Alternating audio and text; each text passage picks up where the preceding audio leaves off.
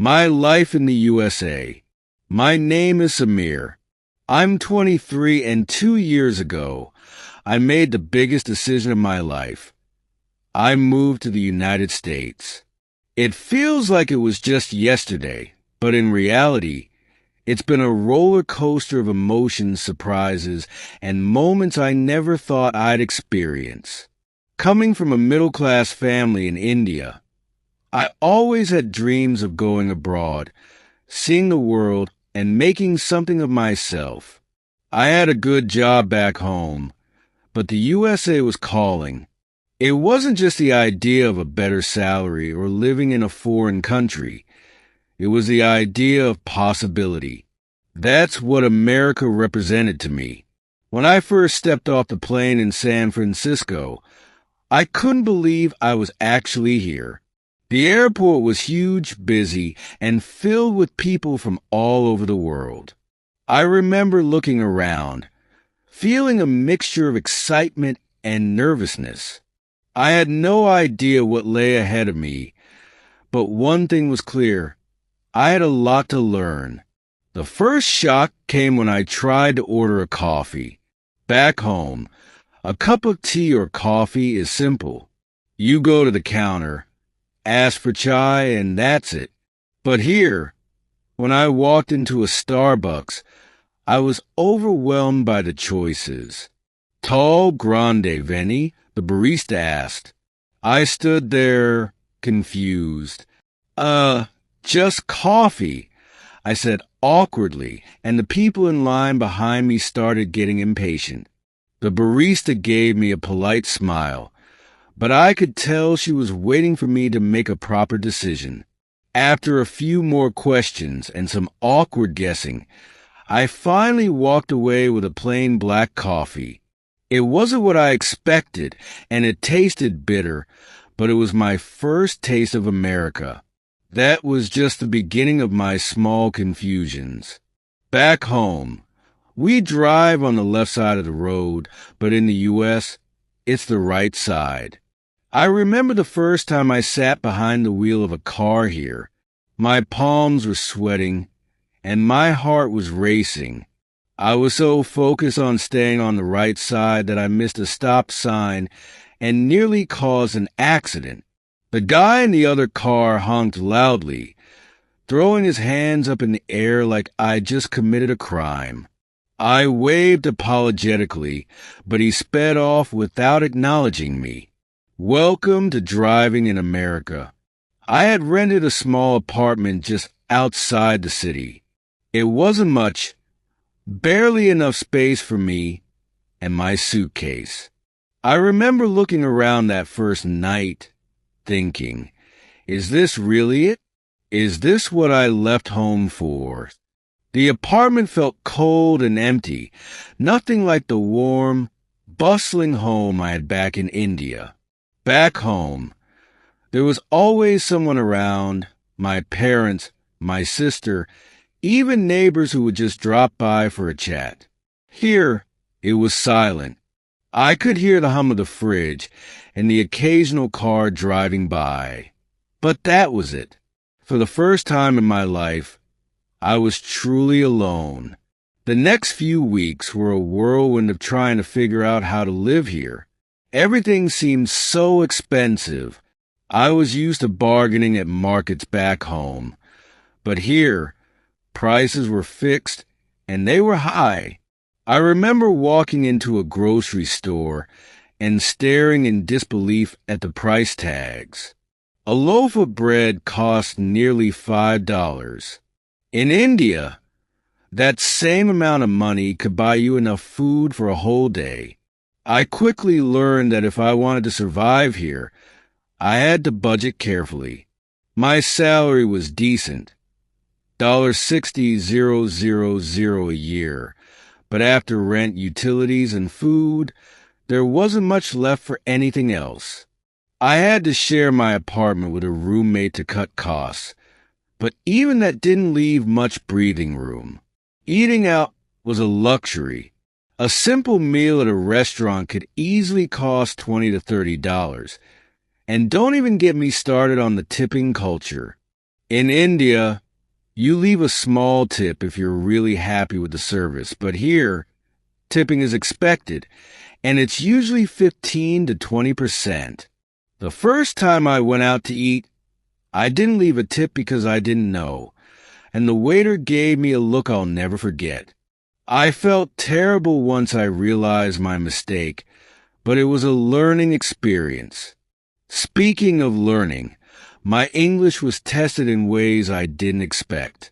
I had always been confident in my English skills. After all, we spoke English in school, and I thought I had a good handle on it. But American English? That was something else. People here speak fast, really fast. And they use slang that I'd never heard before. "What's up?"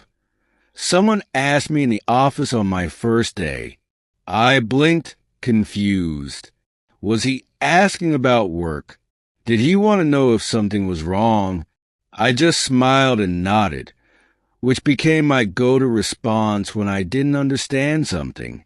Over time, I started picking up on the little things, like how Americans love small talk. Back home, if you see someone in the elevator, you don't strike up a conversation. But here, people ask, "How's your day going?" Or, "Nice weather today, huh?" It's casual, friendly, but also strange at first. I wasn't used to talking to strangers, but it became a part of my daily routine. And then there was a loneliness. I didn't expect it to hit me so hard, but it did. In India, family is everything. We're close, always together, always supporting each other. But here, I was on my own. I'd come home from work to an empty apartment. No mom waiting with a warm meal. No dad asking about my day. Just me and the four walls. I'd call home, of course, but it wasn't the same. My parents were proud of me, but I could hear the concern in their voices. They'd always ask, "Are you eating well? Are you okay?" And I'd say yes, but deep down, I wasn't sure. There were days when I questioned my decision. Was this really what I wanted? To be thousands of miles away from home, struggling to make ends meet, learning a new culture and trying to fit in? It wasn't easy. But every time I thought about giving up, I reminded myself of why I came here in the first place. I came for a better life, for opportunities, for a chance to prove myself. Things started to change when I made my first friend, Josh. He worked in the same office as me, and one day he invited me to lunch. I was hesitant at first. Back home, you don't just go out with people you barely know. But I went, and it turned out to be one of the best decisions I made. Josh introduced me to other people, helped me understand the American way of life, and even taught me some slang. He made me feel less like an outsider and more like I belonged. As time went on, I started to find my rhythm. I learned how to navigate the city, how to budget my money, and how to cook my own meals. I even started to enjoy the little things, like walking through the park or grabbing a coffee on a lazy Sunday morning. There were still tough days, of course, days when I missed home so much it hurt. But slowly, I was building a new life here.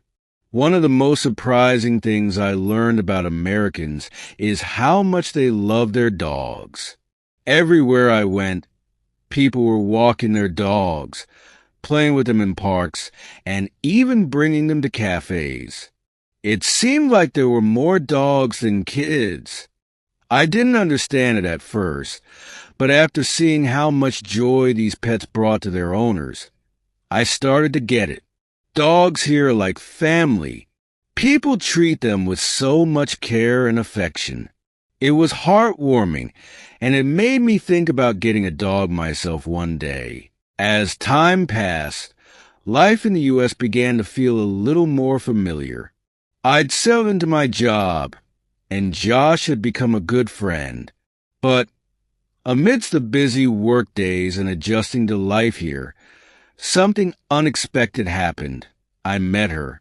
Her name was Amanda. She worked in a different department at my office, and we met during a team-building event. At first, it was just friendly smiles in the hallway, casual small talk about work. But soon, things became more than that. Amanda was everything I admired, smart, funny, and full of energy. She had a way of making every situation feel lighter, and before I knew it, I found myself thinking about her all the time. We started going out for coffee after work, and those small moments with her became the highlights of my day. She was the first person in the U.S. who made me feel completely comfortable, like I didn't have to try so hard to fit in. With her, I could just be Samir. One weekend, she invited me to her family's home for a barbecue. Now, if there's one thing Americans love almost as much as their dogs, it's a good barbecue. I had no idea what to expect, but I quickly learned that these gatherings are serious business. Her dad had this huge grill in the backyard, flipping burgers and ribs like a pro.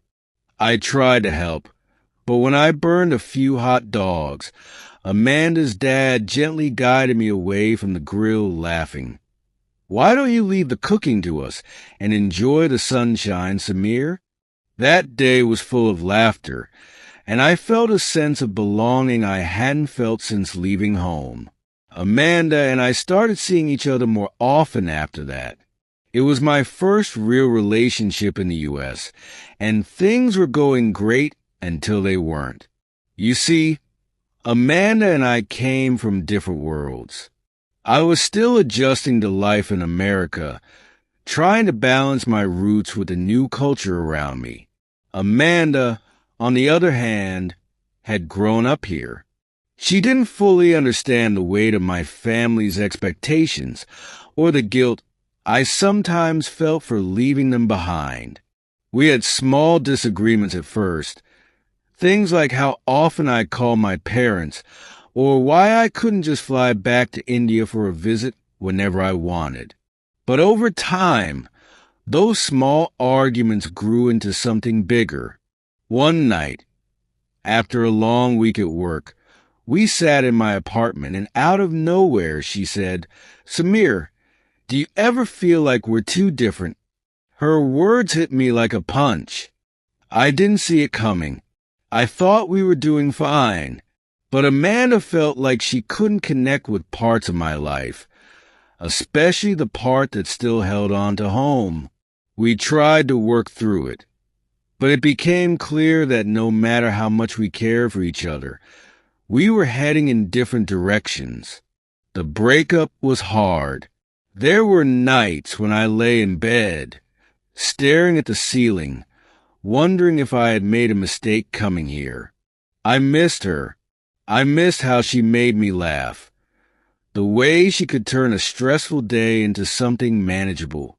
I even missed the little things, like how she'd always steal fries off my plate when we went out to eat. For a long time, I couldn't stop thinking about her. I replay our last conversation over and over, asking myself if there was something I could have said or done differently. But as much as I missed her, I knew that some things just weren't meant to be. Life had a way of teaching me that. Sometimes we have to let go of people, not because we don't love them, but because staying together would hold us back from becoming who we're meant to be. So I focused on healing. Josh, being the good friend he was, would drag me out of my apartment when he could see I was stuck in my head. "You need to live a little, man," he'd say, practically pushing me out the door to grab a beer or watch a game at the bar.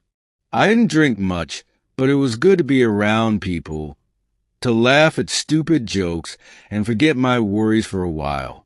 One night, after a couple of drinks, Josh and I were walking home when he started imitating my Indian accent in a ridiculous way. "Oh, Samir, please tell me how to make the best curry," he said, in a voice that was so exaggerated I couldn't help but burst out laughing. I laughed so hard, I nearly tripped over the sidewalk. It felt good to laugh again, to let go of some of the heaviness I'd been carrying.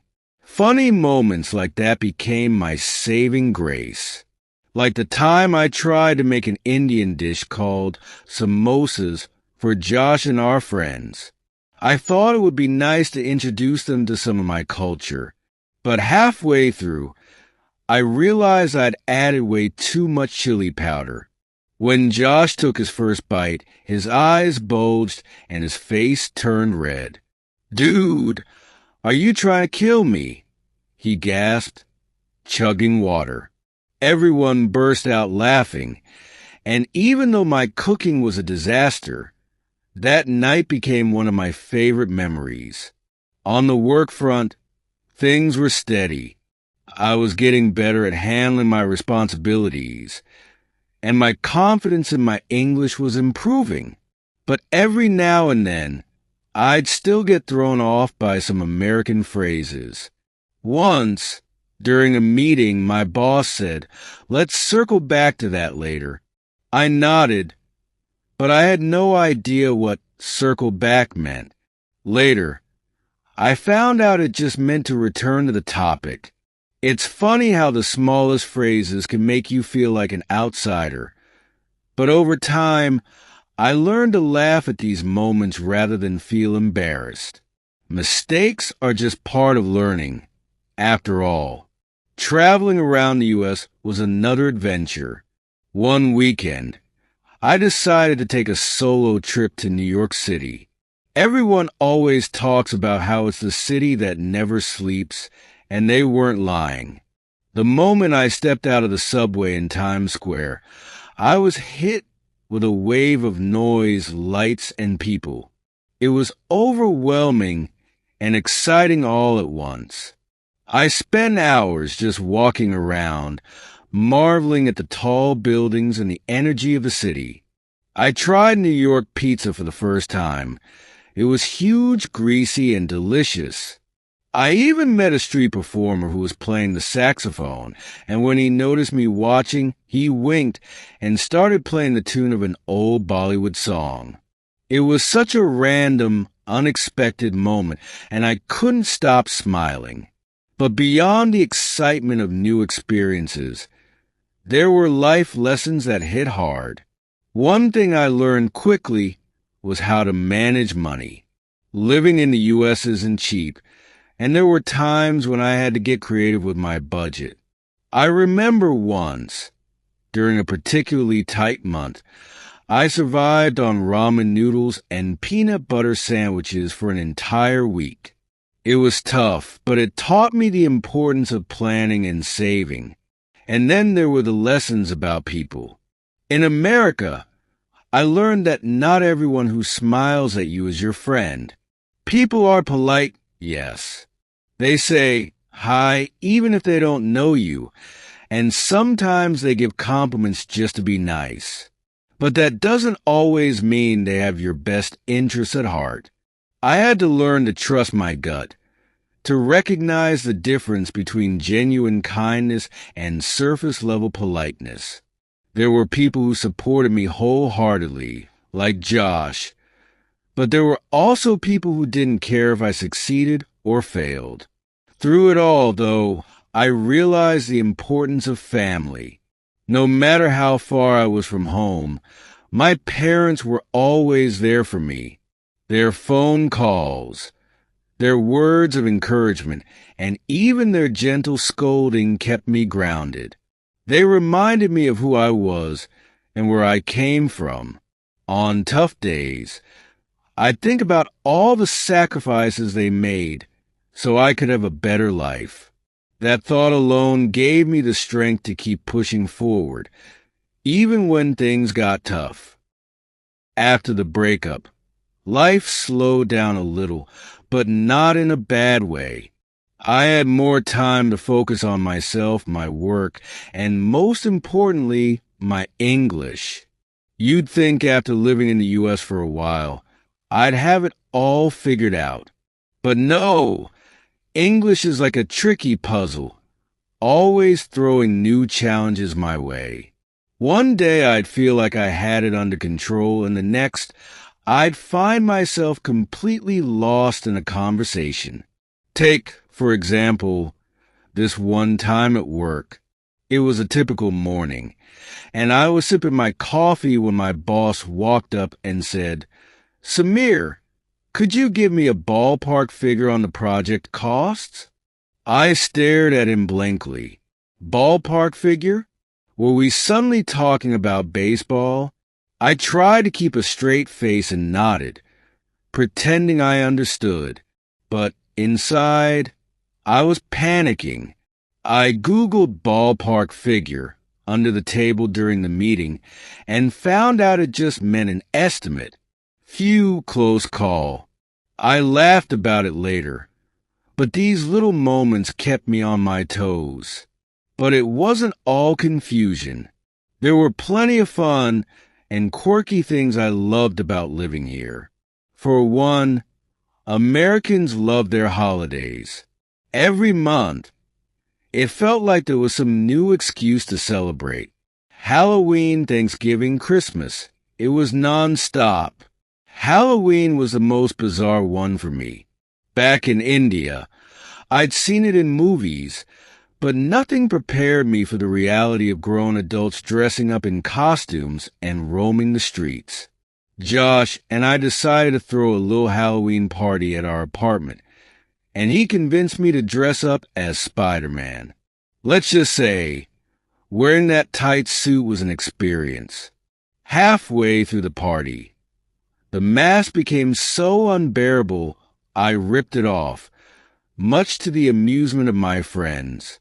Josh, on the other hand, dressed as a giant hot dog and spent the entire evening telling people to relish the moment. It was so bad it was funny. Funny moments like that became a part of my everyday life. Once, I went to a drive-thru for the first time. I had seen them in movies but never experienced it myself. I was so nervous about getting the order right that when the lady asked, "Do you want fries with that?" I panicked and said, "No, I'll just take the ketchup." The lady at the window gave me the most confused look, and I drove away with only ketchup packets and no fries. I laughed about it all the way home, realizing how ridiculous I must have sounded. Speaking of food, American meals were something else. Breakfast here was a big deal. In India, my breakfast usually consisted of something light, like parathas or idli. But here, people started their day with pancakes, eggs, bacon, and a mountain of syrup.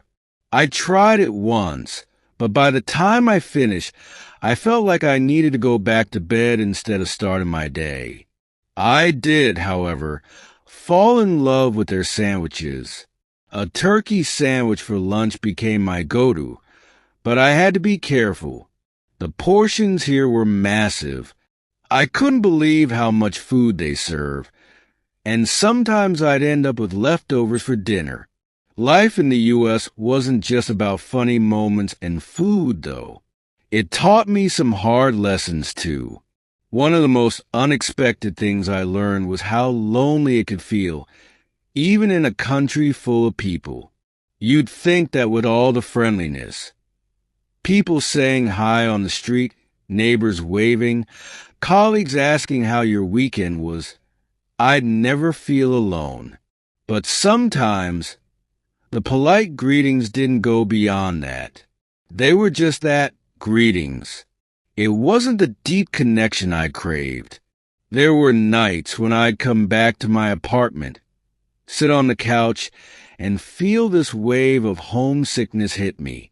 I'd miss my family, my friends, even the chaos of India. I'd call my parents sometimes just to hear their voices, and it would help. But other times, I just had to sit with that feeling and remind myself that this was all part of the journey. One thing that helped pull me out of those lonely moments was a dog. Not my dog, unfortunately, but Josh's dog. A golden retriever named Max. Max was this big, fluffy ball of joy who'd run around our apartment like he owned the place. Josh traveled a lot for work, and whenever he was away, Max stayed with me. I never thought of myself as a dog person, but Max had a way of lifting my spirits. He'd plop down next to me on the couch, his head resting on my lap, and just stare at me with those big puppy eyes. Sometimes, I'd talk to him like he was my therapist. Max, you won't believe the kind of day I had. And he'd just listen, wagging his tail like he understood every word. It's funny how much comfort a dog can bring, and I realized why there seemed to be more dogs than kids here. People found joy in them, and honestly, so did I. Then came one of the biggest learning curves of my life, dating. After Amanda, I didn't think I'd dive into the dating world so soon, but life had other plans. I decided to try out this thing called online dating. Everyone was talking about apps like Tinder and Bumble, so I thought, why not? I created a profile, uploaded a decent picture, and within a few hours, I got my first match. Her name was Sarah, and she was cute, blonde, blue eyes, with a great smile. We messaged back and forth for a while, and she seemed cool. So, we decided to meet up for coffee. The day of the date, I was nervous. I'd heard horror stories about online dates going wrong, but Sarah seemed normal enough. We met at a cute little coffee shop, and I ordered my usual black coffee, no sugar. Sarah, on the other hand, ordered some complicated drink with extra foam, caramel drizzle, and a shot of who knows what. The conversation started off fine, but halfway through, I realized we didn't have much in common. She was talking about some reality TV show I'd never heard of, and I tried to follow along, but it was like she was speaking a different language. Then came the awkward silence. You know the kind. The one where both of you are searching for something to say, but come up empty. I tried to break the tension with a joke, but it fell flat. By the end of the date, we both knew it wasn't going anywhere. We said our goodbyes, and I walked home, laughing at how uncomfortable it had been. That was the first and last time I saw Sarah. Dating in the U.S. was a roller coaster, full of awkward moments, but also some sweet ones. I went on a few more dates, some better than others. But what I learned was that relationships here were different from back home. In India, relationships often involved families from the start. But here, it was more casual, more about finding a connection without the pressure of commitment right away. It was a different approach, and it took some getting used to. But amidst all the dating disasters and awkward moments, I was growing. My English was improving. I was becoming more confident in myself, and I was starting to really appreciate the small things about living in the U.S. I loved how people here could find joy in the simplest things, like spending a sunny afternoon at the park or grabbing ice cream on a hot day. It was a slower pace of life in some ways, and it taught me to slow down too. I started to make peace with the things I couldn't change. I'd still think about Amanda sometimes, wondering what she was up to, but I didn't feel that sharp pain of missing her anymore. Instead, I'd think back on our time together with a smile, grateful for the good memories. One day, as I was walking Max through the neighborhood, I bumped into an old man named George. He was probably in his 70s with a wrinkled face and a kind smile. He waved at me and said, "You're the guy with the funny accent, right?"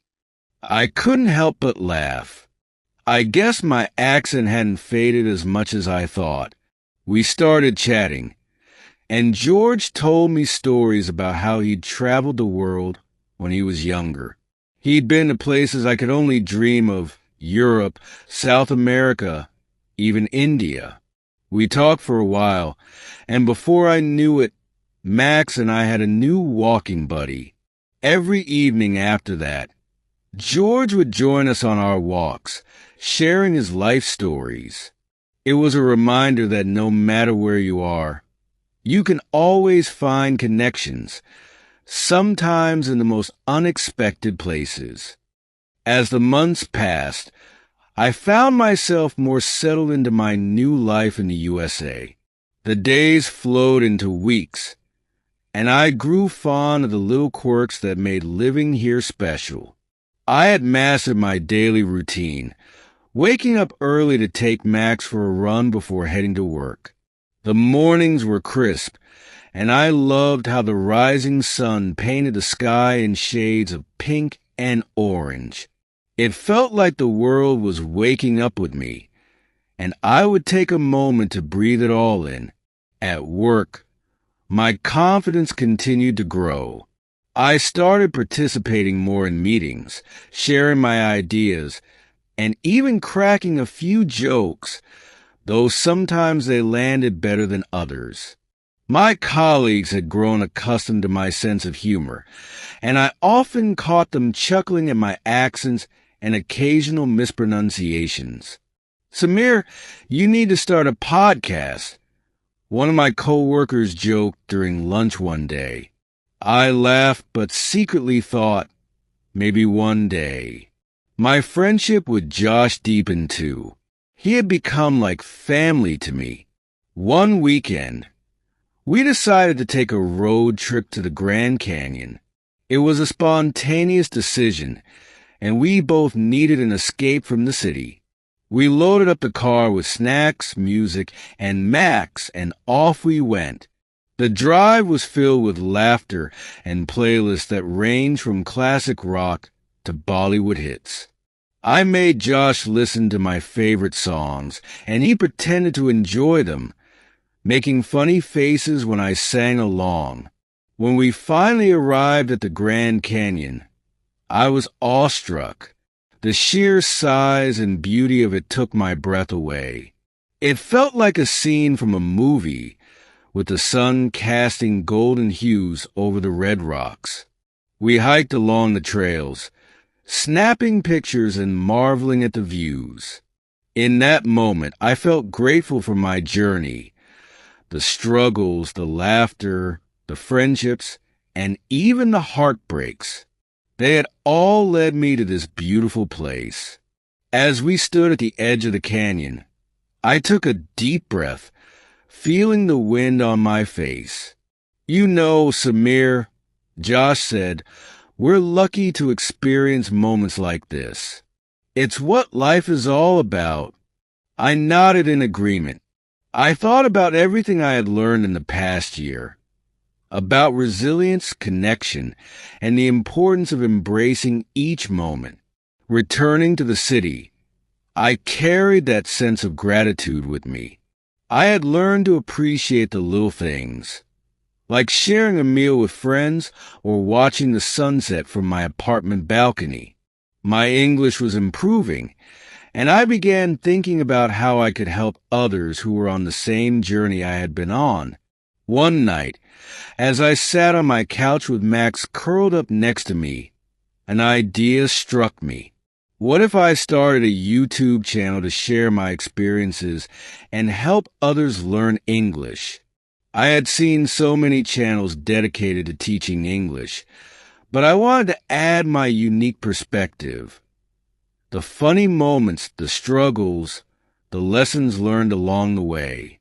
The next day, I created my channel and started filming my first video. I talked about my journey to the USA, the cultural differences I encountered, and even shared some of the funny moments I'd experienced along the way. I poured my heart into the video, hoping to inspire others who felt lost or overwhelmed, just like I had felt when I first arrived. To my surprise, the video resonated with many people. Comments began pouring in, with viewers sharing their own stories and thanking me for my honesty. I felt a sense of purpose. This was what I was meant to do. With each new video, I gained more followers and felt a growing community around me. I was no longer just a boy who moved to the USA. I was a storyteller, a friend to those navigating their own paths. Eventually, my channel took off. I found joy in creating content that was not just educational, but also entertaining. I incorporated humor, sharing embarrassing stories, and the things I still struggle with, like navigating social situations or ordering food. I brought my viewers along on my adventures, whether it was trying a new food or exploring a new city. Through it all, I never forgot the importance of connection. I continued my friendship with George, and our walks became a regular part of my week. He shared stories of his travels, and I shared my experiences with learning English. Our friendship blossomed, and he became a mentor to me in many ways. He taught me about life and its adventures, the value of sharing stories, and how every experience, good or bad, shaped who we are. As the seasons change, so did my life. I learned to embrace change, to forgive, and to let go of the past. I still thought about Amanda occasionally, but instead of sadness, I felt a sense of closure. I was grateful for the love we shared and the lessons it taught me about relationships and myself. One evening, as I sat in my favorite cafe with a warm cup of coffee, I reflected on my journey. I realized that life in the USA had transformed me. I had learned to be more open, more resilient, and most importantly, to cherish the connections I made along the way.